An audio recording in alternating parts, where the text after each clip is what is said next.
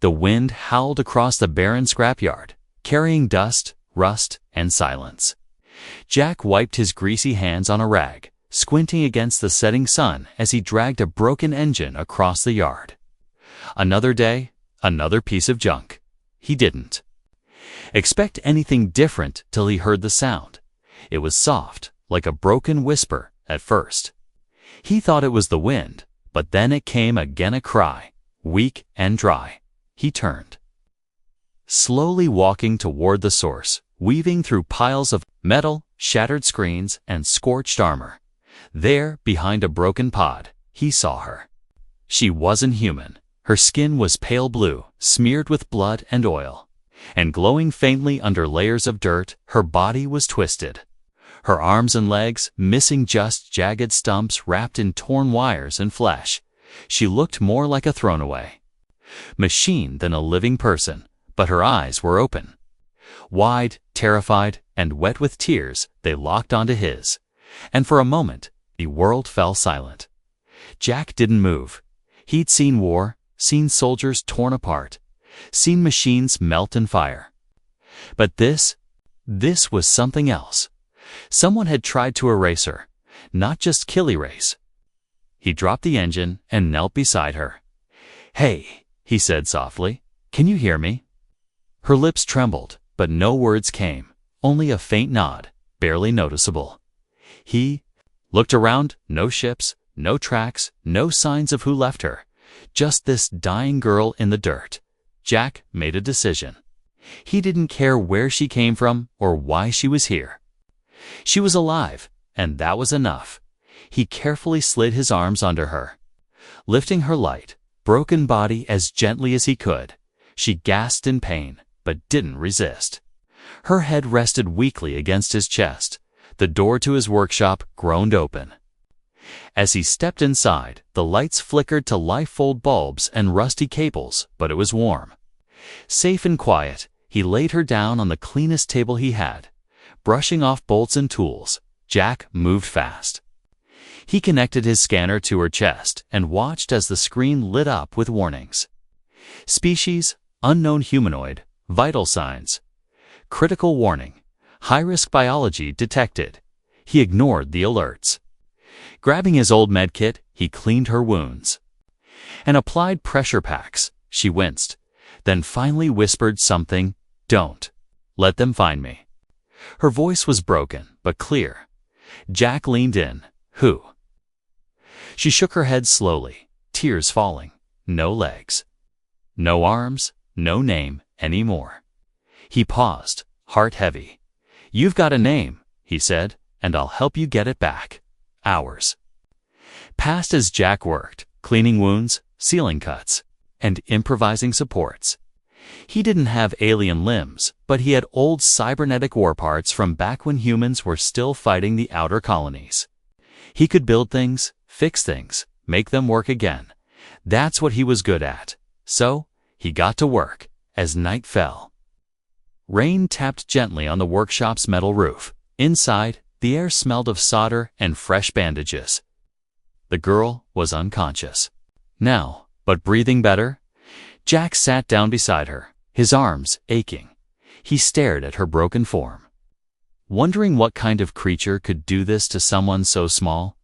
She looked like a young woman, maybe 20, but her body told stories of pain far beyond that. Suddenly, the lights flickered again. Outside, something moved in the dark. A soft mechanical whir, like a drone. Jack stood up and peeked through the window.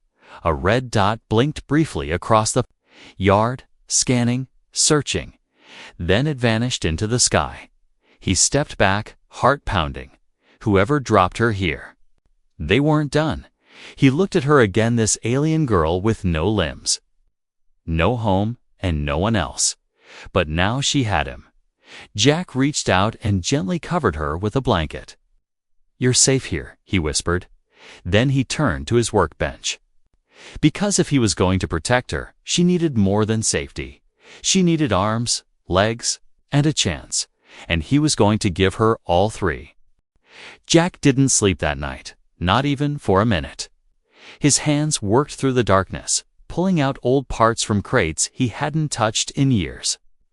Gears, cables, fusion cells, pieces of exosuits from battles long forgotten, all covered in dust, all waiting to be useful again. The girl was still unconscious, her breathing shallow but steady. Every now and then, she let out a soft sound, a quiet moan like a dream she couldn't escape. Jack looked at her and whispered to himself, "You're going to need more than bandages."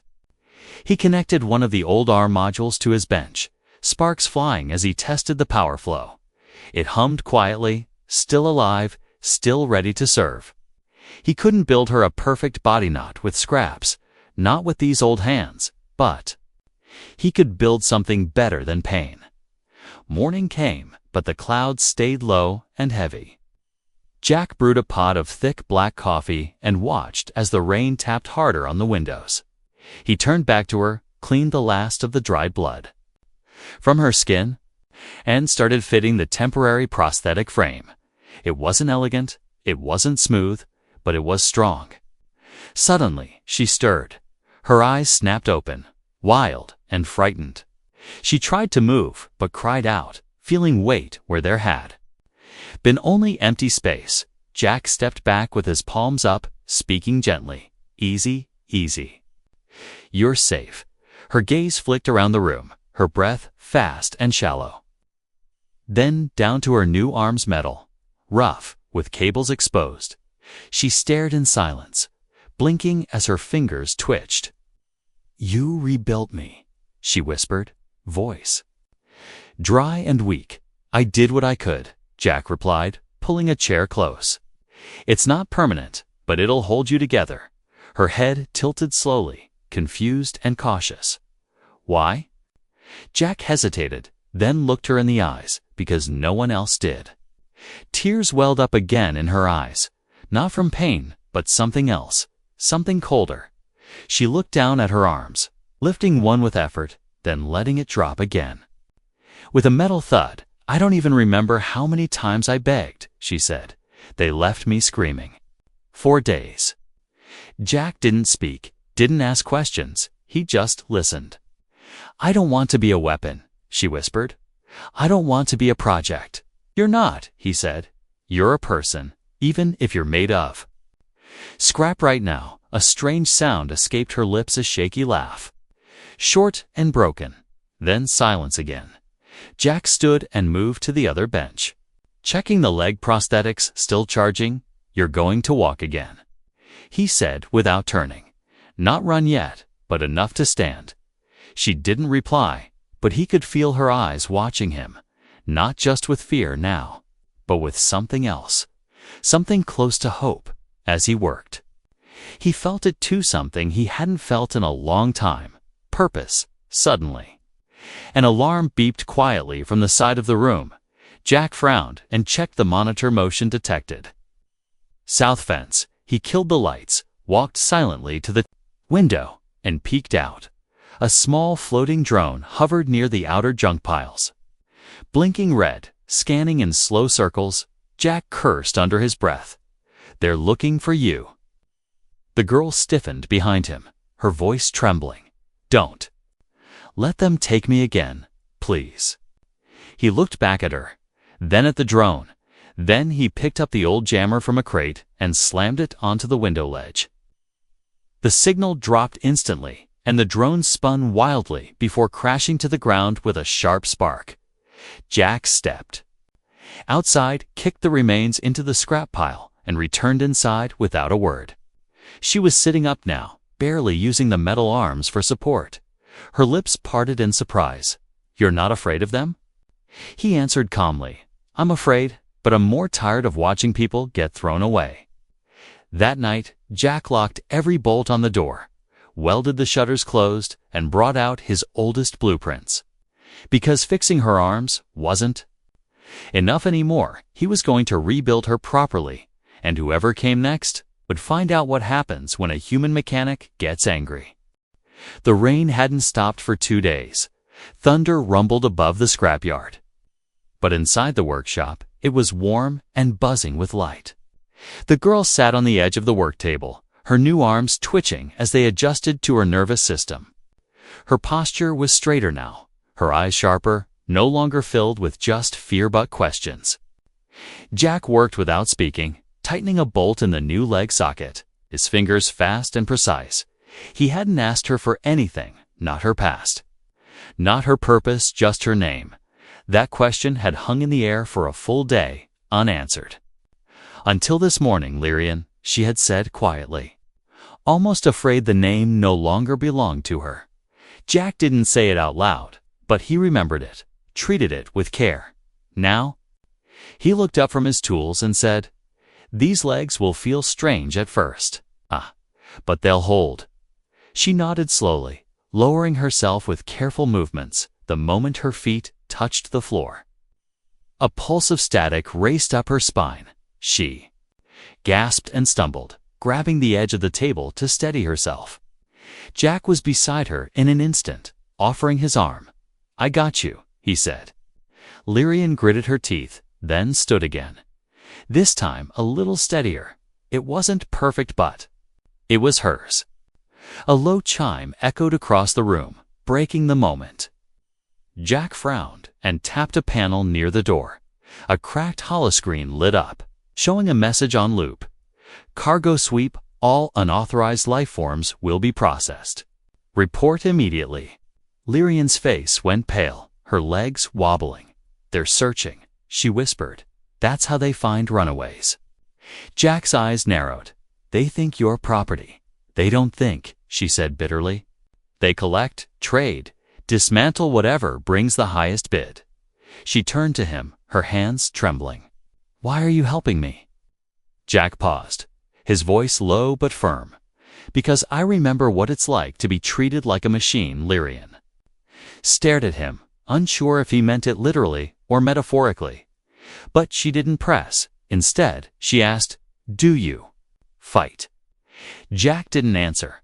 He moved to a large cabinet at the back of the room, twisted the lock, and opened it with a hiss.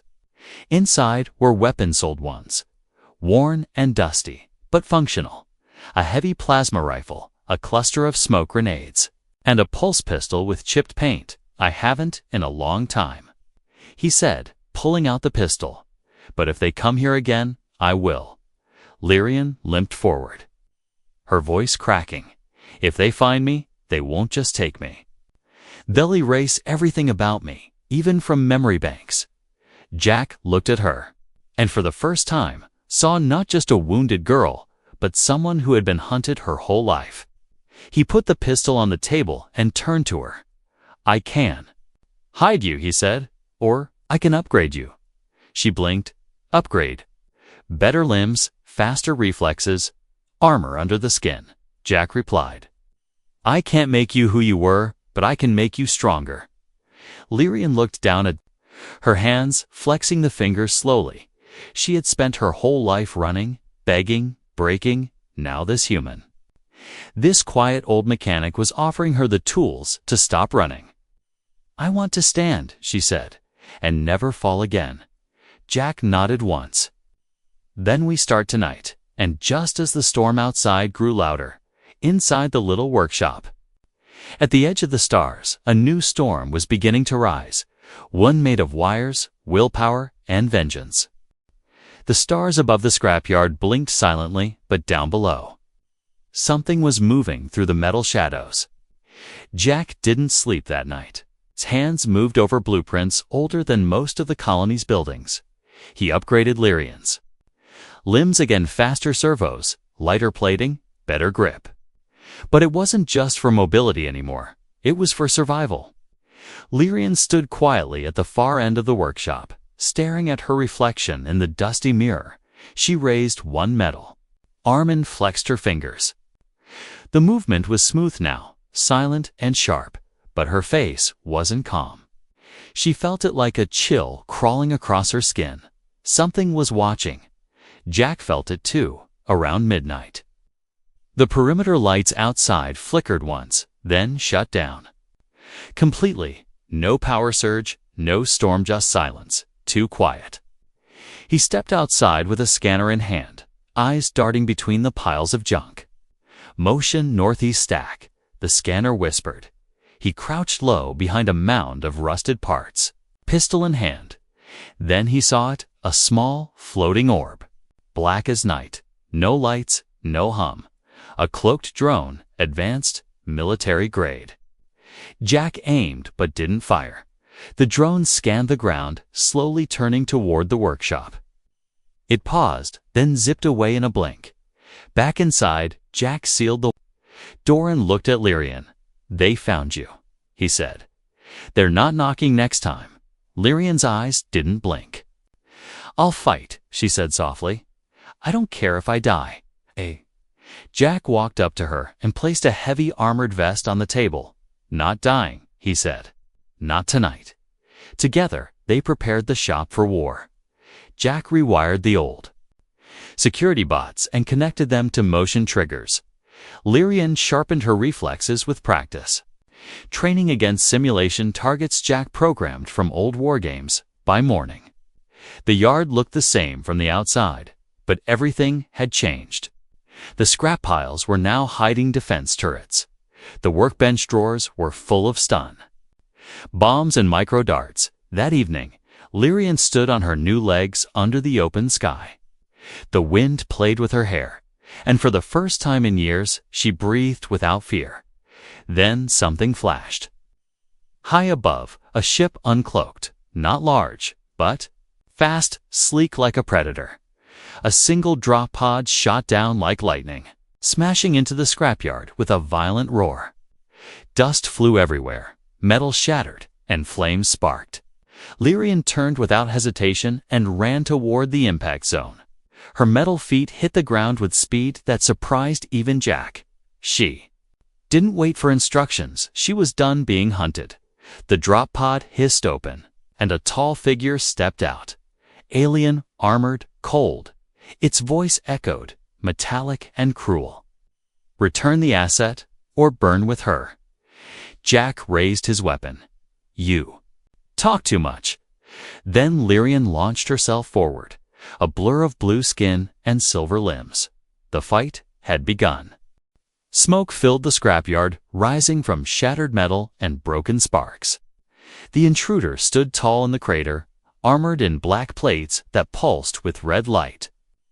It wasn't just a soldier, it was a collector, the kind that never left survivors. Lyrian didn't hesitate. She rushed forward, her new legs launching her with force even she hadn't expected. Her metal fists struck first, slamming into the collector's chest with a sharp clang. It barely moved, only turned its helmet toward her, eyes glowing like fire. "You were not built to fight," it said coldly. "You were built to obey." But Lyrian didn't stop. She twisted, kicked, and struck again, faster this time.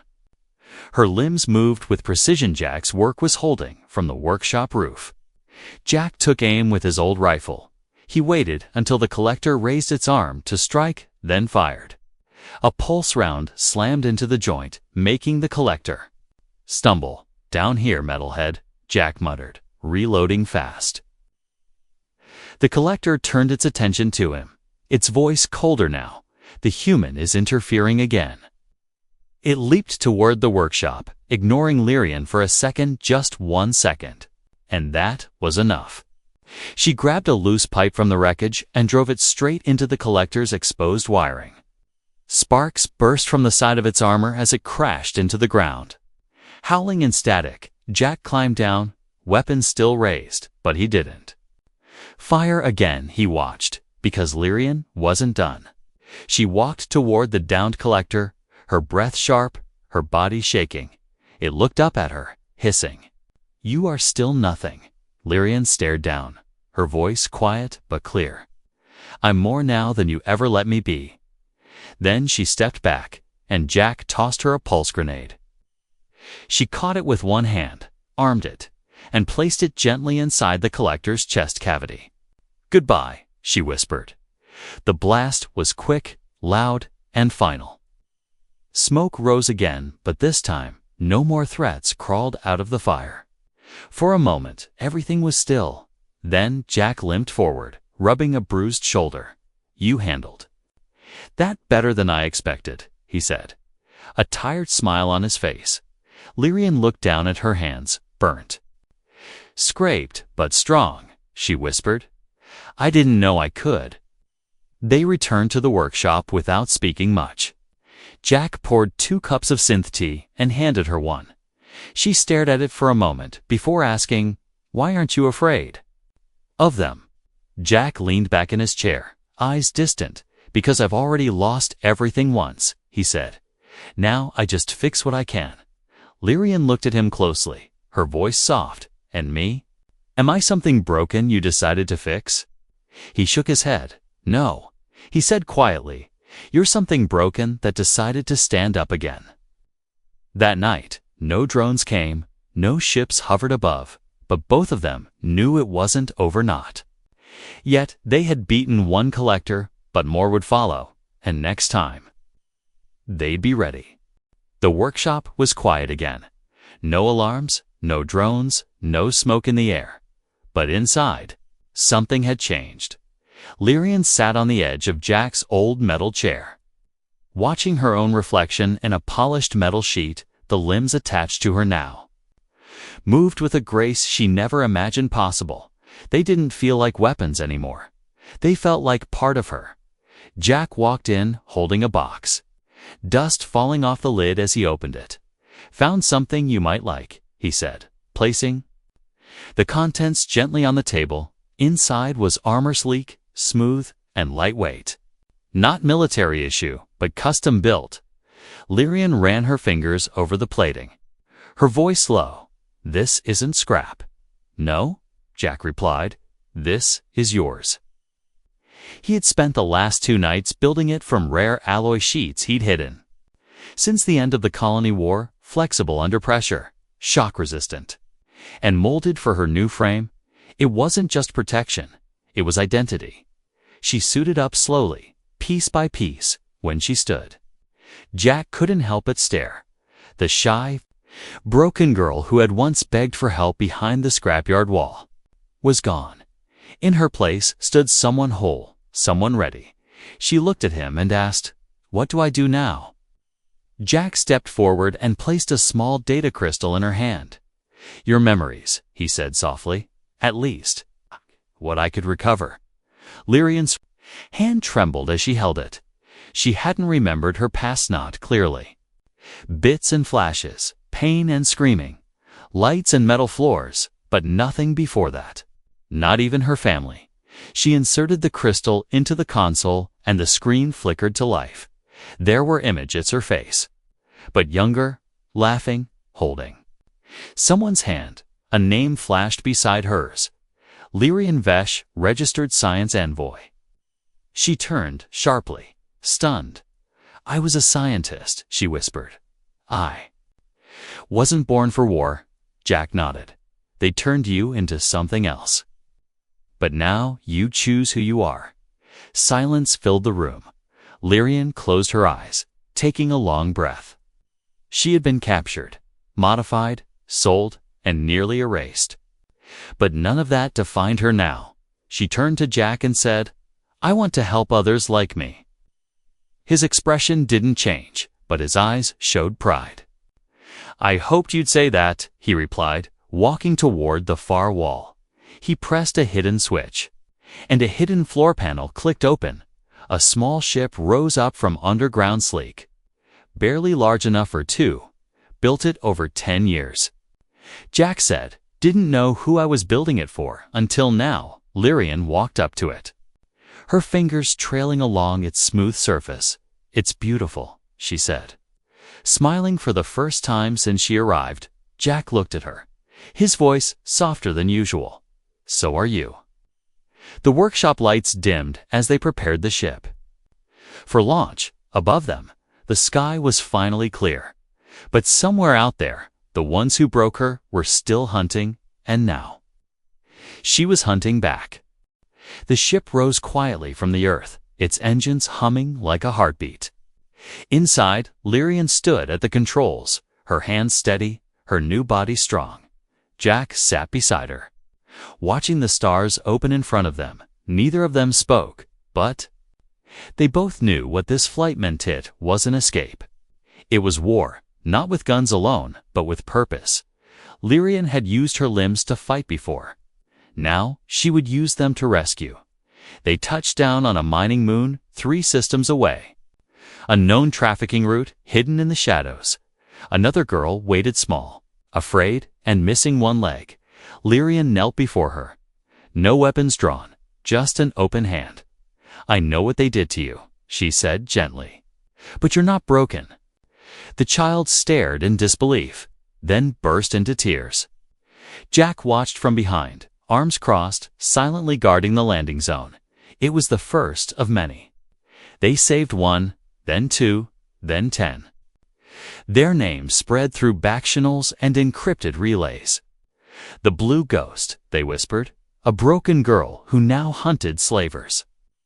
With a human at her side who could build anything except fear, Jack modified their ship with every rescue. Better sensors, medical beds, secure AI firewalls. Lyrian updated her limbs not for battle but to carry, heal, and protect. But one day, the signal came. Encrypted, buried deep, it was from a source they never thought would speak. Lyrian loaded the message, and her breath stopped. A blurry figure. Appeared an alien woman with eyes just like hers. "My daughter," the voice said through static. "If you see this—" "I'm still alive." Jack froze. Lyrian stood without blinking. "I thought they killed her." She whispered, "I was just a girl when they took me." The coordinates flashed on the screen deep within Syndicate territory. A trap, maybe. But Jack simply said, "Then we go." The next few days were a blur fueling the ship, reworking weapons. Lyrian built new leg armor designed for stealth. Jack installed cloaking plates over the engine core when they reached the target moon. Everything was quiet. Too quiet. They landed in a ruined station, its walls covered in scorch marks and decay. But inside, she found her chained, thin, older butt. Her mother, still alive. Lyrian fell to her knees, arms shaking. The woman looked up slowly, eyes wide with disbelief. "My baby?" Lyrian wept. For the first time in years, Jack stood at the door, watching as the past was rewritten before his eyes. But the moment didn't last. A blast shook the ground. Enemy ships incoming. Jack shouted, "We move now." They ran together. Mother and daughter supported by human hands and alien strength. They made it back to the ship just as the skies opened with fire. The ship rose, shields crackling. Jack pushed it faster than it had ever flown before. And they made it. Silence. Returned once more. This time, not in sorrow, but in peace. Lyrian sat beside her mother, holding her hand. Jack stared out into the stars, a tired smile on his face, from one broken girl behind a scrapyard wall to a hero the galaxy would never forget. Not because she had metal limbs, but because she had a human who never gave up on her.